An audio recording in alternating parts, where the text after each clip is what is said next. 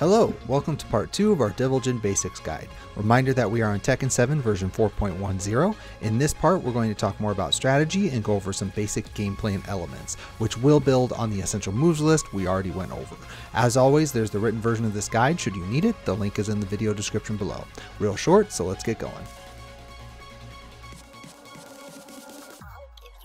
We're going to start with Fly first because it's fairly simple and quite frankly, it's mostly a gimmick. Mostly. You can go to Fly by either pressing 3+4 or transitioning from a move. Once in Fly, there are only a few moves you can even do, and I will say immediately that you shouldn't ever use the lasers in a competitive match because they're just too easy to react to.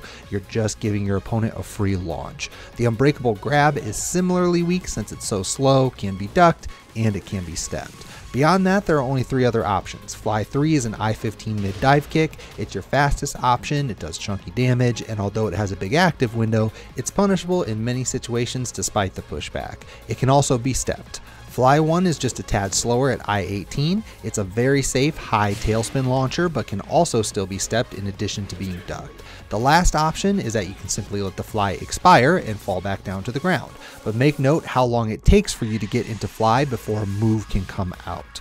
Outside of juggles, your best bet really to get some value from Fly is to only do it from strings and only do that rarely. He can only transition from a few strings, but these are very punishable on blocks, so going into Fly forces your opponent into an awkward defensive response. And since you're airborne, you at least avoid the damage of an initial launcher. For example, Forward 4-3 is a risky natural combo on counter hit launcher. It's -33 on block, so a very easy launch punish for your opponent. However, if you go to Fly, it generally reduces the punishment window and your opponent has to settle for a float combo. That being said, it's important to note that each character has to handle Fly differently, so you have some advantage in this situation, especially if their best punish is different depending on if you go to Fly or not. For example, let's say a character's best float punish is going to be the big jump hop kick. This will just whiff if you don't go into Fly, so instead of a launch or a float combo, you won't get hit at all. Since Fly strings all launch, that's a pretty good trade. Now up 4 is probably the most common to do this for since it's the best of all his moves that can go to Fly. In fact, it's a great panic move in general, so if you can properly mix up your decision to go to Fly or not, you can sometimes avoid a punish altogether, which we mentioned in the essential moves section.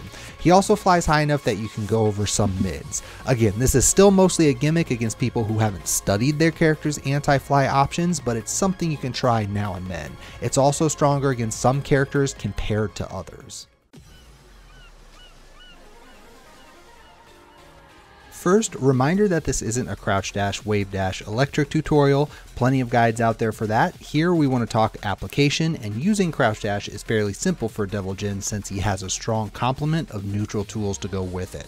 So first let's talk crouch dash and wall standing. Crouch dash 2 or electric wind godfist is of course your core move here. It's an I-11 launcher that's +5 on block, so it serves as a keep out pressure and punishing tool. It can be ducked and stepped, but it recovers quickly, so it is still a very safe move.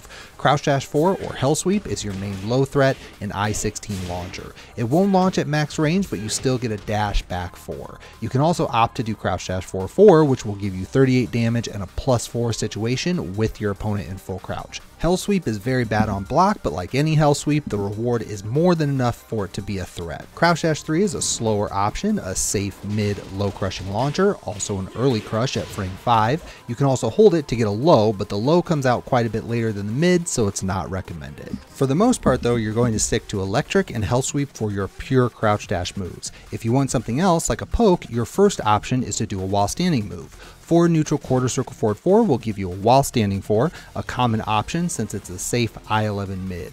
Low reward for the most part, but insanely low risk. Doing his other while standing moves will require a special technique, crouch dash, back neutral, and then the attack button. This takes some practice, but it's very important since his other while standing moves are also very strong. While standing 1-2 is a safe mid-mid I-13 natural combo that'll give you +4 on hit. While standing 1 by itself is also safe, so the string is very similar to down forward 1-2, instead it's a natural combo always, not just on counter hit. While standing 1-4 is also a safe natural combo, does more damage and will knock down splat, but it can be ducked. While standing 2 is an I-15 mid launcher that's only -12 on block, which isn't bad for how much reward you can get with it. And that's the end of the while standing moves, but they're all strong. Your other option is to pop back to neutral and do a neutral move. Crouch dash forward will accomplish this, but note that it buffers a forward input, so doing crouch dash forward 2, which is common, will give you a forward 2. Another common tool is running 3.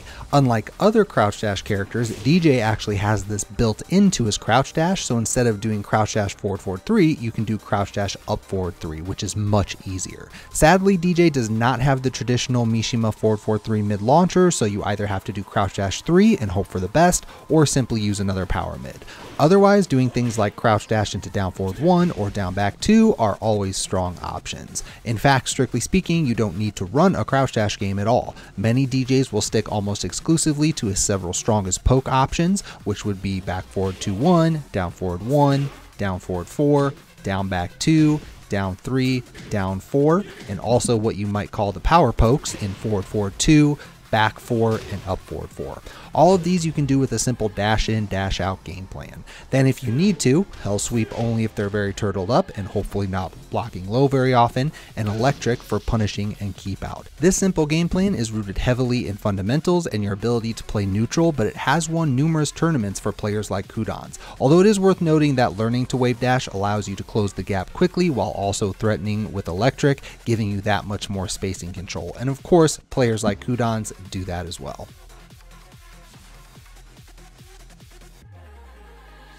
Like Jin, DJ has a well-rounded grab game.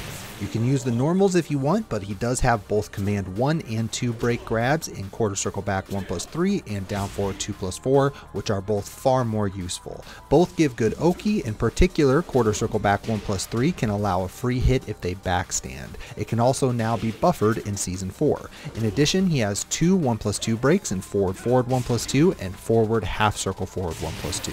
The former is of course easier to do, especially from crouch dash, and can wall splat, but the lasers grab does more damage and gives better Oki in the open.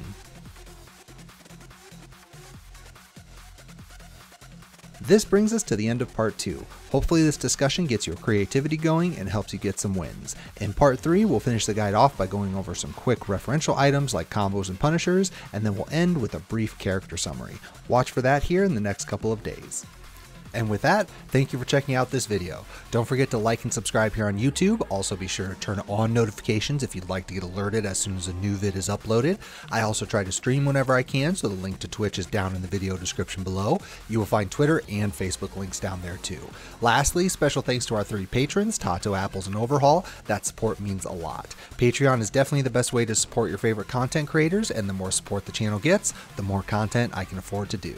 Stay safe everyone, and we'll see you next time.